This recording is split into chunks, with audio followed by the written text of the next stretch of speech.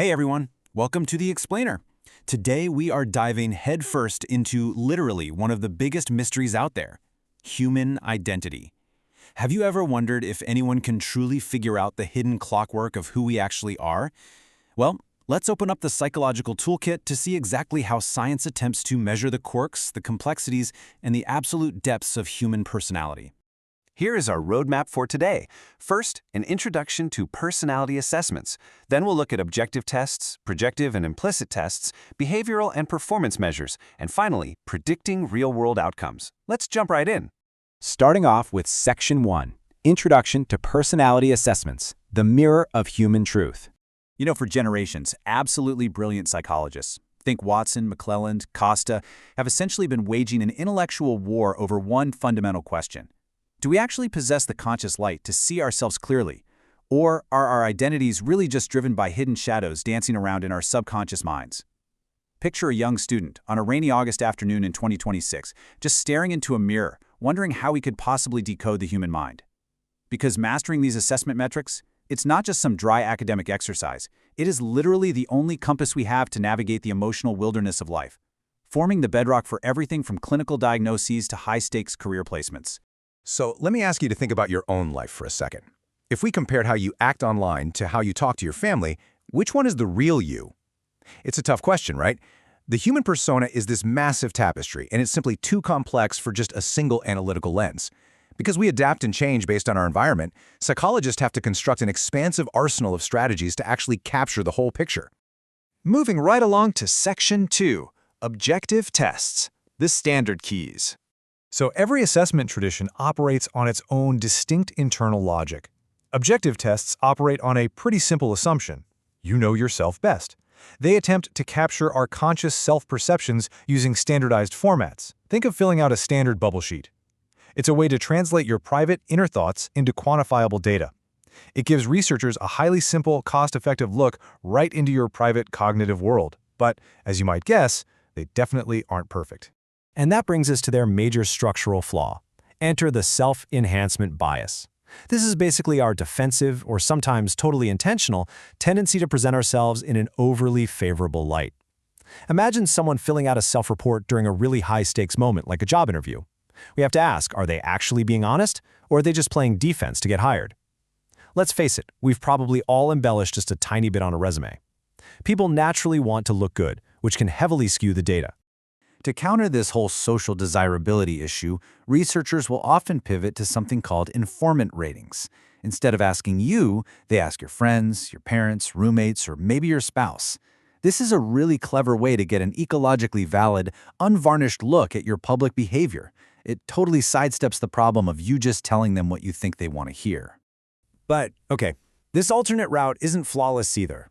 Sure, informant reports successfully bypass your personal defensiveness.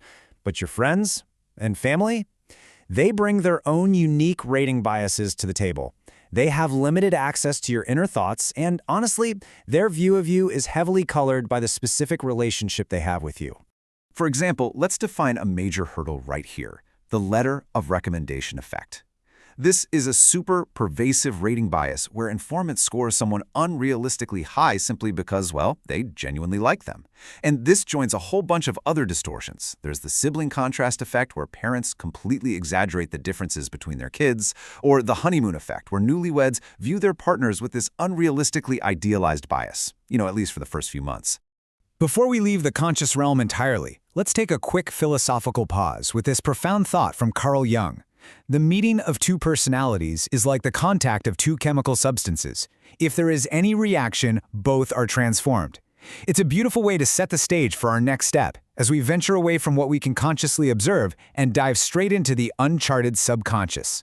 Which brings us to Section 3, Projective and Implicit Tests, the Hidden Depths. All right, now we're moving into alternative paradigms that explore the depths of the mind, where conscious reflections simply cannot reach. The core of this approach is the projective hypothesis. This is the theory that confronting ambiguous stimuli actually forces a person to unconsciously project their hidden internal needs and struggles. Think of cryptic ink blots. By hiding the true intent of the assessment behind an ink blot, researchers are cleverly insulating the whole process from deliberate manipulation.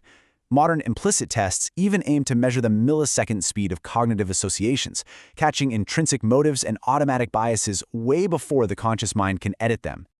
But there is an intense analytical balancing act happening here. On one hand, you gain safety from conscious bias, and you get to explore these deep, non-conscious implicit motives. But that comes at a really steep price. These tests are incredibly labor-intensive to administer. They take forever, and historically, their scoring reliability can be pretty fragile when you compare it to those standard objective tests. Abraham Maslow once said, "Whole health is quite impossible without a true core of unique individuality being accepted by the person." Finding that true core of individuality is exactly what these diverse tools are striving for. And hey, if self-reports and subconscious ink blots aren't enough to find it, there is a third, super direct analytical tool we can turn to. Section 4. Behavioral and Performance Measures, the Invisible Footprints. Instead of asking you questions or trying to trick your subconscious, behavioral tracking literally looks at the physical footprints of your identity out in the real world. This could be gathering ambient audio or environmental data, like looking at exactly how messy a college student's bedroom actually is. This method essentially achieves this scientific ideal. By observing the unvarnished truth of what we actually do as we navigate our surroundings, researchers completely eliminate the issue of response bias.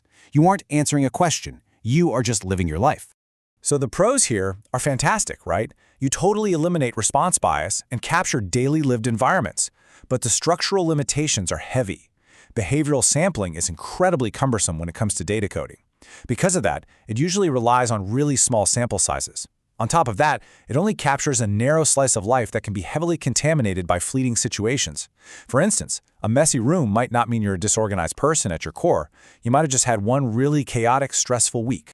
And now, for the climax of our investigation, Section 5, Predicting Real-World Outcomes.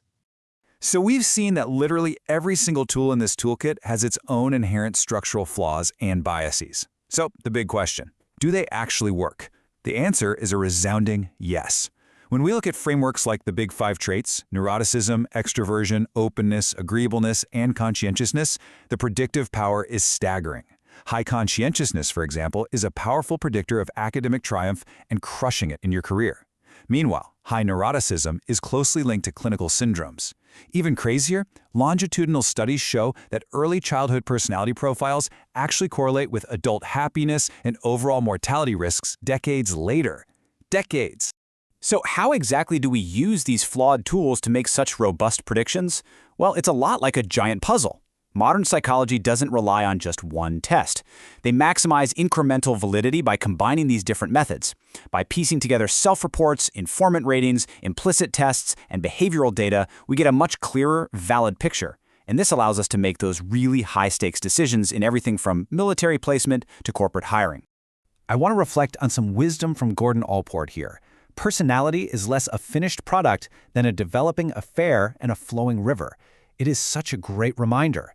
Human identity is never static. It is constantly moving, constantly evolving. And that is exactly why our diverse assessment toolkit has to remain continually adaptable. You just can't use a rigid net to catch a flowing river. To wrap up this explainer, I want to leave you with a deeply provocative question, straight from our source material. If a test could tell you how long you might live based on your habits today, would you actually want to know the answer? It really makes you pause and realize the immense real-world weight and consequences of personality science. Thank you so much for exploring with me today, and keep questioning the incredible mystery of who you are.